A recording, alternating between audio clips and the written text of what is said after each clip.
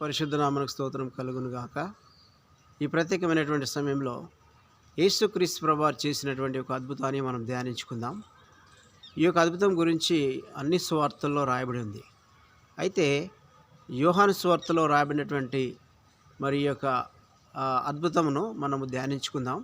అంటే ఇదే అద్భుతమును మరి అపోస్తలుడైనటువంటి యోహాను గారు తన సువార్తలో రాసి ఉంటున్నారు. ఆ అద్భుతం ఏంటంటే మరి యేసుక్రీస్తు ప్రభువారు 5,000 మందికి ఆహారం పెట్టుట, 5,000 మందికి 5 రొట్టెలు 2 చేపలతో ఆహారం పెట్టుట అనేటువంటి అద్భుతము మరి అన్ని సువార్తల్లో మనం చూస్తాం. అయితే ఈ అద్భుతమును ధ్యానించుకున్నట్లో ఒక ఉద్దేశం ఏంటంటే విశ్వాసం అనేటువంటి అంశాన్ని మనము ఏ విధంగా అర్థం చేసుకోవాలి, ఈ యొక్క విశ్వాసంలో మనం ఏ విధంగా ఎదగాలి అనేటువంటి యొక్క మరి ఉద్దేశంను తెలుసుకున్నటకు మరి విశ్వాసంలో మనము ఎదుగుటలో ఉన్నటువంటి కొన్ని సూత్రాలు మనం నేర్చుకుందాం. యేసుక్రీస్తు ప్రభువారు మరి చాలా అద్భుతమైనటువంటి రీతిలో ఈ అద్భుతాన్ని చేశాడు. అంటే ఒకవైపు ప్రజలు మరి ఆయన బోధలు వినడానికి వస్తున్నటువంటి సమయంలో మరి 2 రోజులు 3 రోజులు ఆ విధంగా గడిచిపోతూ ఉంది. అక్కడ ఉన్నటువంటి ప్రజలకు ఆకలి వేస్తూ ఉంది. వాళ్ళు తెచ్చుకున్నటువంటి ఆహారము అయిపోయింది. ఆ సందర్భంలో మరి యేసుక్రీస్తు ప్రభువారు ఈ అద్భుతము చేసేటువంటి యొక్క క్రమంలో ఏం చేశాడంటే తన శిష్యులకు ఆయన తర్ఫీదిస్తున్నాడు. తన శిష్యులకు కొన్ని ఆత్మీయ సంగతులు నేర్పిస్తున్నాడు. ఆయన ఊరికనే మరి ఈ యొక్క పనులు చేయట్లేదు. ఆయన కేవలం అక్కడ ఉన్నటువంటి జనసమూహముల మీద దృష్టి మాత్రం ఆయన పెట్టట్లేదు. అంటే జనసమూహముల యొక్క అవసరత తీర్చడంతో పాటుగా ఆయనతో పాటు ఉన్నటువంటి ఆ యొక్క తన శిష్యులకు తర్ఫీదిస్తున్నాడు. విశ్వాసమును ఏ విధంగా మరి కలిగి ఉండాలి, విశ్వాసమును ఏ విధంగా కనపరచాలి, విశ్వాసము కలిగినటువంటి పరిచర్య ఎలా చేయాలి, విశ్వాసం కలిగినటువంటి జీవితం ఎలాగో జీవించాలి అనేటువంటి ఈ యొక్క మరి విశ్వాసానికి సంబంధించినటువంటి పాఠాలు నేర్పించడానికి మరి యేసుక్రీస్తు ప్రభువారు ఇక్కడ మరి యొక్క అవకాశాన్ని ఉపయోగించుకున్నట్టుగా మనం చూడవచ్చు. అయితే వస్తున్నటువంటి జనసమూహమును చూసినటువంటి ప్రభువు ఫిలిప్పుతో ఒక మాట చెప్పాడు. ఏమని చెప్పాడంటే ఈ యొక్క ప్రజలకు మనము భోజనము పెట్టాలి అంటున్నాడు. వస్తున్నటువంటి ప్రజలకు మనము భోజనం పెట్టాలి అంటున్నాడు. భోజనం పెట్టాలి అని చెప్తున్నప్పుడు ఫిలిప్ ఆలోచన మొదలుపెట్టాడు.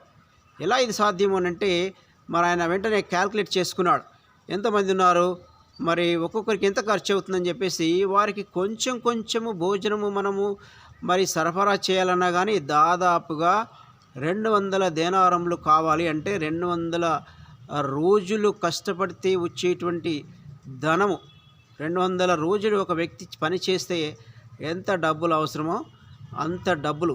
ఈ రోజుల్లో మనం దాన్ని దాదాపు 1,00,000 రూపాయలుగా మనము కన్వర్ట్ చేసుకోవచ్చు.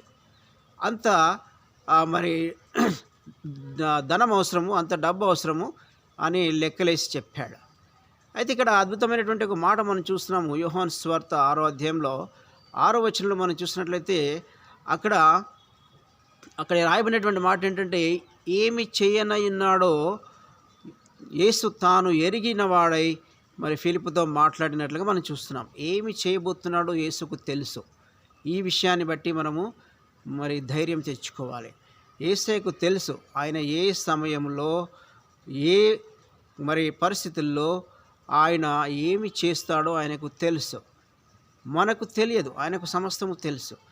కాబట్టి ఆయనకు తెలుసు అనేటువంటి విషయాన్ని బట్టి మనము నిశ్చితంగా ఉండాలి, నిశ్చంతగా ఉండాలి. మనకు తెలియదు, ఇప్పుడు ఒక క్షణం తర్వాత ఏమవుతుందో మనకు తెలియదు, లేదంటే మరొక గంట తర్వాత ఏమవుతుందో మనకు తెలియదు, ఒక వారం తర్వాత ఏం జరగబోతుందో, ఒక నెల తర్వాత, ఒక సంవత్సరం తర్వాత, ఒక 10 సంవత్సరాల్లో లేదంటే ఒక 100 సంవత్సరాల్లో ఏం జరుగుతుందో మనకు తెలియదు.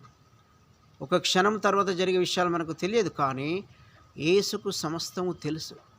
కాబట్టి మనకు తెలియని వాటి గురించి మనము ఒక నిశ్చయత కలిగి ఉండాలి. ఏమిటి అనంటే సమస్తము తెలిసినటువంటి ప్రభువు నా ప్రభువు, సమస్తము తెలిసినటువంటి దేవుణ్ణి నేను మరి సేవిస్తున్నాను.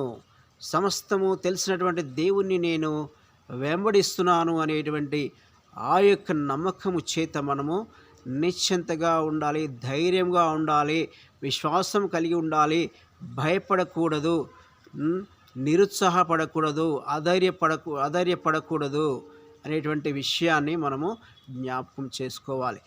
మరి ఇక్కడ ఉన్నటువంటి ఒక అద్భుతమైనటువంటి మరి ఆ యొక్క పాఠం ఏంటంటే, ఆయనకు సమస్తము తెలుసు కాబట్టి తగిన సమయంలో ఆయన సమస్తము జరిగిస్తాడు, తగిన సమయంలో ఆయన సమస్తము నెరవేరుస్తాడు, తగిన సమయంలో ఆయన తప్పకుండా జవాబిస్తాడు, తగిన సమయంలో ఆయన న్యాయము చేస్తాడు, తగిన సమయంలో ఆయన అద్భుతము చేస్తాడు, తగిన సమయంలో ఆయన ఎవరిని సంధించాలో వారిని సంధిస్తాడు అనేటువంటి నమ్మకము కలిగి, నిశ్చయత కలిగి మనము నివసించాలి.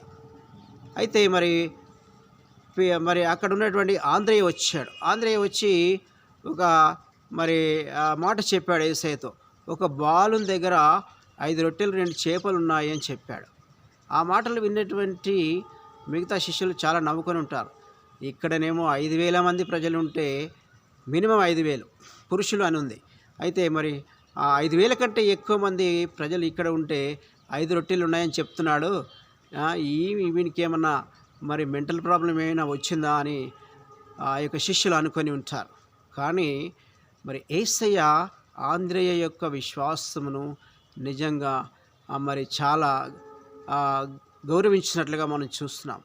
ఆంద్రేయ యొక్క మాట ప్రకారంగా 5 రొట్టెలు తీసుకొని 5 రొట్టెలు 2 చేపలతో మరి వాటిని ఆశీర్వదించి 5,000 మందికి భోజనాన్ని వడ్డించాడు. దేవుని పరిశుద్ధ నామమునకు స్తోత్రం కలుగును గాక. కొన్నిసార్లు విశ్వాసం అనేది చాలా మరి ఎలాగ ఉంటుందంటే, అది మన యొక్క ఊహకు అందని విధంగా ఉంటుంది, మన యొక్క ఆలోచనకు అందని విధంగా ఉంటుంది, మన యొక్క తర్కమునకు అందనిదిగా ఉండేదే విశ్వాసము. తర్కం మరి నిజంగా సైంటిఫిక్గా చూసినట్లయితే 5 రొట్టెలతో 5,000 మందికి ఆహారం పెట్టడం అసాధ్యం. కానీ దేవునికి సమస్తము సాధ్యమే. దేవుడు నిన్ను ఆస్వాదించాలని నువ్వు కోరుకుంటున్నట్లయితే ఆయన చెప్పిన ప్రకారము నీవు చేయడానికి ఇష్టపడినట్లయితే దానిని బట్టి దేవుడు ఆశీర్వదిస్తాడు. మనము ఏలియా యొక్క మరి జీవితంలో మనం చూస్తాం. ఆయన సారపతు అనేటువంటి ఒక గ్రామానికి వెళ్ళాడు.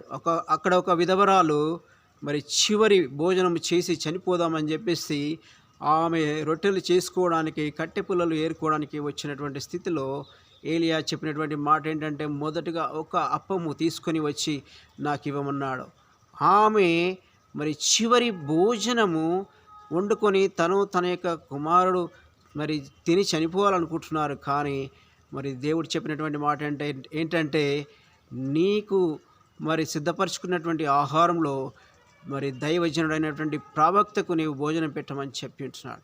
ఆ మాటకు ఆమె లోబడింది, విశ్వాసంతో ఆ పని చేసింది, ఆశీర్వదించబడింది. ఎలాగ ఆశీర్వదించబడిందంటే 3.5 సంవత్సరములు కరువు అయిపోయే వరకు కూడా ఆమె పోషించబడింది.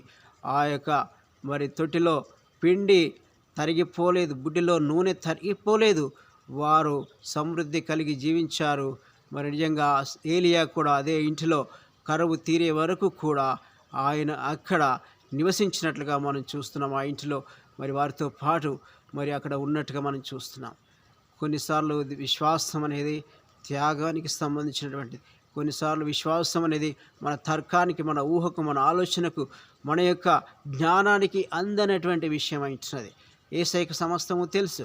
కొన్నిసార్లు దేవుడు చెప్తుంటాడు మనకి, నీ దగ్గర ఉన్న సమస్తము ఇచ్చేయి, నీ దగ్గర ఉన్నటువంటి ఆ యొక్క మరి నీ బ్యాగ్లో ఉన్నటువంటి ఆ యొక్క ధనం మొత్తం ఇచ్చేసి, లేదంటే నువ్వు ఈ పని చేయి అని చెప్తాడు. దేవుడు చెప్పినప్పుడు మనం లోబడినట్లయితే మనం అద్భుతం చూస్తాం. దేవుని పరిశుద్ధ నామమునకు స్తోత్రం కలుగును గాక. యేసయ్యకు తెలుసు ఆయన ఏమి చేయనయ్యున్నాడో ఆయనకు తెలుసు. కానీ మనకు నేర్పించడానికి ఆయన మనకు అవకాశాలు ఇస్తాడు.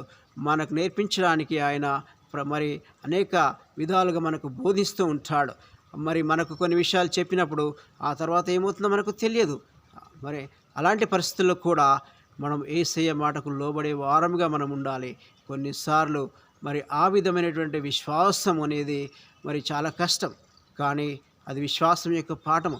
మన తర్కానికి అందనిదైనా సరే యేసయ్య చెప్పినట్లయితే దానికి లోబడడానికి మనం ఇష్టపడినట్లయితే మన అద్భుత కార్యములు, గొప్ప కార్యములు మనం చూస్తాం. మరి ఆ రోజున 5 రొట్టెలు 2 చేపల చేత 5,000 మందికి ఆహారం పెట్టగా 12 గంపల ముక్కలు మిగిలి ఉంటున్నాయి. మరి ఈ రోజున దేవుడు అలాంటి అద్భుతం నీ జీవితంలో, నా జీవితంలో మరి చేయలేడని మరి ఎందుకు అనుకోవాలి? అలాంటి అద్భుతాలు యేసయ్య చేయడానికి సమర్థుడు.